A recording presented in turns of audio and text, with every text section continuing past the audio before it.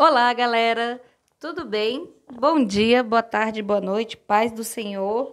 Vamos dar continuidade ao nosso estudo do livro de Gênesis. Hoje nós veremos o capítulo 4, onde Caim se levanta e mata Abel. A Bíblia nos diz assim, lá no versículo 1: Coabitou o homem com Eva, sua mulher, e esta lhe concedeu e deu à luz a um filho, chamado Caim.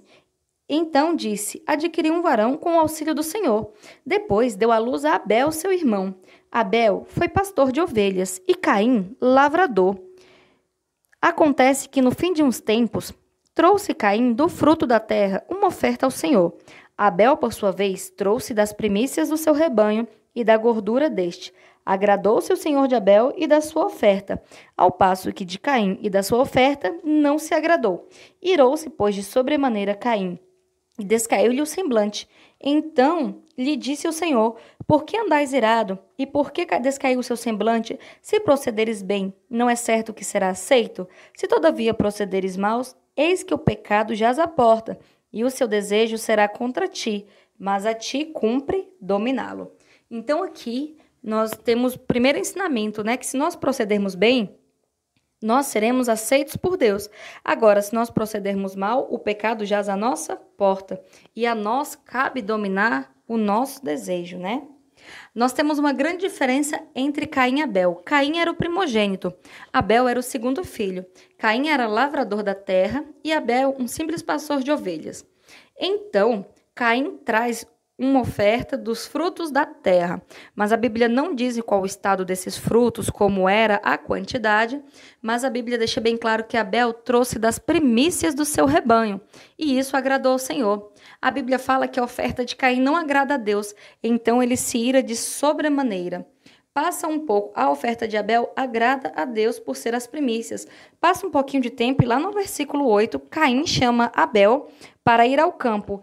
E lá ele se levanta contra sobre seu irmão Abel e o mata. Aí Deus então vai de encontro a Caim e pergunta aonde está o irmão dele. E ele, de uma maneira muito arrogante, no versículo 9, responde a Deus assim, se acaso ele era guarda do irmão dele para saber onde andava. Então Deus responde para ele falando: Caim, Caim, o sangue do teu irmão clama da terra por justiça. Então Caim, ele é amaldiçoado. Lá no versículo 11, diz que por maldito ele era sobre a terra, e cuja boca abriu para receber das tuas mãos o sangue do teu irmão. Quando lavrares o solo, não te dará ela a sua força. Você será um fugitivo errante pela terra. Então disse Caim ao Senhor: tamanho é meu castigo que eu não posso suportá-lo. Eis que hoje me lançarás na face da terra, e da tua presença hei de esconder-me, serei fugitivo pela terra, e quem comigo se encontrar, me matará. O Senhor então diz a Caim que quem matasse Caim seria maldito. Então o Senhor põe um sinal em Caim para que quem o encontrasse não matasse. Existem muitas especulações acerca desse sinal, mas a Bíblia não nos revela o que é. Então, tudo que nós possamos falar acerca dele não passa de especulações, estudos, mas aquilo que a Bíblia não diz, né? A gente não pode colocar 100% de certeza. Então, eu prefiro não abordar nenhuma dessas teorias aqui. Aí, lá no versículo 17, a Bíblia diz que Caim coabita com a sua mulher e ela dá luz a Enoque, que é o primeiro filho de Caim. Aí, muitas pessoas perguntam com quem Caim se casa, se no mundo só existia Adão, Eva, Caim e Abel já estava morto. Só que nessa época as pessoas viviam 900 anos, a gente vai ver um pouquinho mais para frente na descendência de Noé, como as pessoas viviam bastante nessa época, né?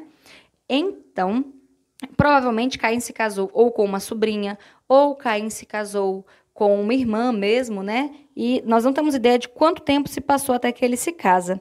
Mas nós sabemos que ele coloca o nome do seu filho, né, uma cidade com o nome do filho dele. Aí Enoque gera... Nós temos a continuação no capítulo 4 da descendência de Caim, né? Caim gera Enoque, Enoque gera Irade, Irade gera Mejuel, Mejael gera Metusael, Metusael gera Lameque, que é o primeiro bígamo, né? A Bíblia nos diz até então que cada um só tinha uma esposa, mas nós vemos Lameque né, que toma para si lá no versículo 19 duas esposas. O nome de uma era Ada e de outra Zila, né? E cada uma delas teve filhos. Ele teve Jabal, que foi... Os descendentes dele foram os percussores da criação de gado e da confecção de tendas e morar em tendas. Eles dominavam essa ciência. Jubal, que eram os tocadores de harpa e flauta, são os primeiros músicos que a gente tem notícia. Tubal, Caim, instrumentos cortantes de bronze e de ferro, né? Então, todas essas coisas foram inventadas, toda essa ciência foi dominada através das gerações de Caim. Lá no finalzinho de Gênesis 4, no versículo 25, diz que Adão novamente coabita com a sua mulher e Deus lhe dá um filho chamado Sete, né? E ela fala, Deus me concedeu um filho, um descendente para o lugar de Abel que Caim matou, né? E a Sete nascem filhos e filhos. Inclusive, esse Sete é o que faz parte da genealogia de Jesus, não é? Ah, um detalhe, todos esses descendentes de Caim foram mortos no dilúvio, tá bom?